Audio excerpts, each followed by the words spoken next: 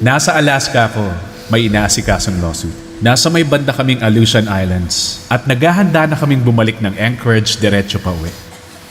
Meron akong ticket sa bulsa ko para sa eroplano at merong isang pastor.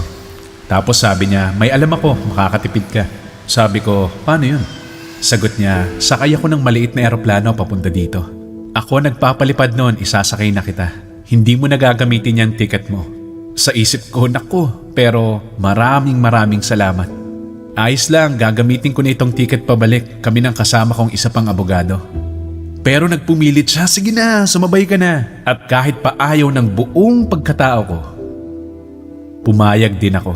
Pumunta na nga kaming airport at nakita ang maliit na eroplano, tinitigan ko.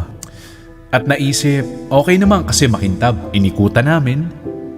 Sumakay sa loob. Nasa kaliwang harapan siya, ako naman sa kanan. Yung kasama kong abogado nasa upuan sa likuran ko. At in-start na niya. Maayos naman ang pagkaka-start. Paangat na kami sa runway. Sabi ko, mag-pray tayo? Sabi niya, ayos yan. Madalas hindi namin ginagawa yan. Pues ngayon, magdadasal tayo. Sinasabi ko sa inyo, nag-pray ako ng mga 5-8 minuto. Ang haba talaga ng dasal ko. Nagpatuloy ang pag-angat namin sa runway. Tuloy lang din ang pagmamaneho niya at dahan-dahang umaangat sa runway ang eroplano. Umaakyat na kami. Ang galing, walang kahit anong problema. Habang paangat kami mga 3-4 na minuto, may nangyari na hindi ko makakalimutan. Humarap sa akin yung piloto at sinabing, papunta tayo sa maulap at hindi ko kaya magmaneho sa maulap, nahihimatay ako. Sagot ko, ano nangyayari sa'yo pag maulap? Tandaan nyo maghapon ng maulap ang langit. Pagkaakyat namin, sobrang kapal ng ulap, walang makita. Lumingon siya sa akin at biglahan na lang tumirik ang mga mata niya. Hindi na maintindihan ang sinasabi at nahimatay na, nawala ng malay. Hinata ko siya, inalog-alog, sabi ko, kailangan gumising ka nang mapatay kita. Ngayon, nasa gitna kami ng ulap, lumilipad ng walang piloto. Yung kaibigan kong nasa likuran nagtanong, patay na tayo no? Nasabi ko na lang, sa lagay natin ngayon, malamang oo. Sabi niya, anong gagawin natin? Sabi ko, hindi ko alam. Pero may radyo sa harapan namin, inabot ko sa kanya at sinabi ko simulan niya ng tumawag ng tulong. Nasa backseat siya habang nagraradyo, sabi niya, hello? Hello? Wala kaming alam kung paano makipag-usap sa radyo, ang alam lang namin hello. Tapos may sumagot sa amin, hello? Hello? Hindi niyo ba alam ang radio etiquette? Kinuha ko sa kanya yung radyo, sumagot ako, wala kaming alam dito. Nakasakay kami sa eroplano at hinimatay ang piloto namin at hindi kami marunong magpalipad nito. Sabi ng lalaki, kargador ako, paalis kami ng Anchorage, lilipad patungong Tokyo. Sinasabi niyo bang walang magpapalipad niyang eroplano ninyo? Sabi ko sa kanya, oo. Gusto ko lang ipaalam sa inyo gabuti lang pawis ko. Sinabi niya sa amin, una kong gagawin, iikutan ko kayo para hindi kayo mawala. Kasi kapag nawala kayo sa range ng radyo ko, hindi ko na kayo maaabot. Tatawagan ko ang Anchorage Emergency para sa inyo. Dahil baka ang Anchorage Emergency ang makakatulong sa inyo at mailigtas ang buhay niyo. Pagkatapos ng 5 minuto, natanggap namin ang tawag mula sa Anchorage. Tama ba na hinimatay ang piloto ninyo at wala sa inyo dyan ang marunong magpalipad ng eroplano? Sagot namin, tama yan. Sabi nila, unang gagawin namin ay hanapin kayo. At di ko malilimutan ang sinabi ng lalaki mula sa Anchorage. Sabi niya, trabaho kong makarating kayo ng ligtas pa uwi. Yun ang trabaho ko. Pero makinig kayo, kung gusto ninyo na makauwi ng ligtas, ipangako niyong susundin niyo ang boses ko. Hindi niyo ako nakikita pero nakikita ko kayo. At sabi pa niya, at kung hindi ninyo susundin ang boses ko, mamamatay kayo. Kapag wala ka nang makita, nagiging sobrang gulo ng utak mo sa lahat. Sa wakas, tumawag siya at nakita niya na raw kami. Ngayon, makinig kayo, sa loob ng 4 na minuto, tatama na kayo sa isang bundok. Babangga kayo dyan at mamamatay. Sundin niyo ang boses ko. Hindi ko sinabing susundin ko ang boses mo?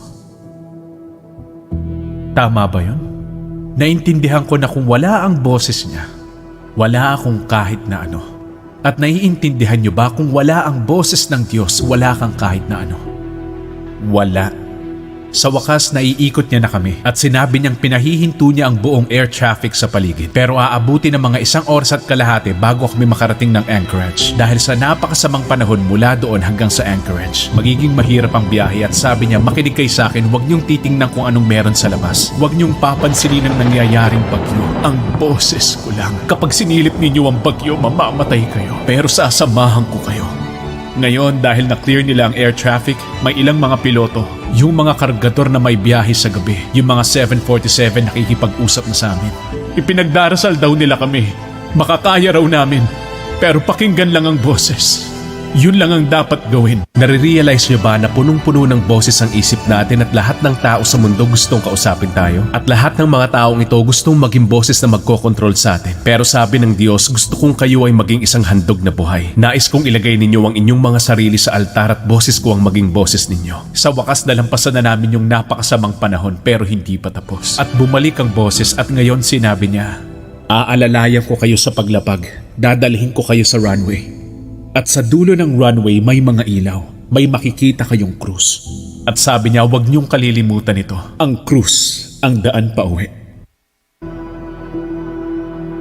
Sa wakas, ibinababa niya na kami. Wala pa rin kaming makitang kahit na ano. Wala siyang ibang sinasabi kundi manatili ka sa akin. Sabi nga ni Jesus, nakikinig sa akin ang aking mga tupa at sumusunod sila sa akin. Sa wakas, mga ilang daang talampakan mula sa lupa may nakita kaming krus na ilapag ko ang eroplano. Hindi talaga ako makapaniwala. Nang tuluyang huminto ang eroplano, siya namang pagising ng piloto. At sinabi ng boses, salamat sa pakikinig. May mga nasaksihan akong bumagsak at sumabog dahil hindi sila nakinig sa boses ko. Hindi nila naiintindihan na ako ang nakakakita sa kanila kahit na hindi nila ako nakikita. At naririnig nila ang mga boses sa isipan nila. At yun ang tumatapos sa kanila, sarili nilang pagkasira. Salamat sa pakikinig sa boses ko. Pagkatapos doon, dinala nila kami sa isang hotel.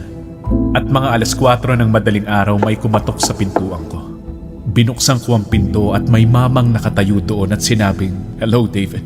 Ikaw ba yung boses? Tanong ko. Ikaw ang dahilan kaya nakauwi ako. Ako nga ang sagot niya.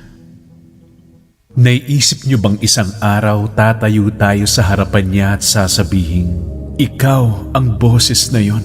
Ikaw ang boses kaya nakauwi ako. Kung wala kayo sa altar bilang isang handog na buhay, punong-puno ng boses ang isip ninyo. At nagtataka tayo kung bakit bumabagsak at nawawasak ang mga kabataan, kung bakit nagkakahiwalay ang mga mag-asawa. Sinasabi ni Jesus, ako lang ang natatanging boses. Ang tanging natatandaan ko lang na sinasabi sa akin ng boses, manatili ka sa akin. Huwag mong pakikinggan ang nangyayari sa isip mo at huwag mong tingnan ang bagyo. Manatili ka sa akin. At sasamahan kita. Ngayong gabi, meron kang Diyos na nangako na sasamahan ka. Ang handog na buhay.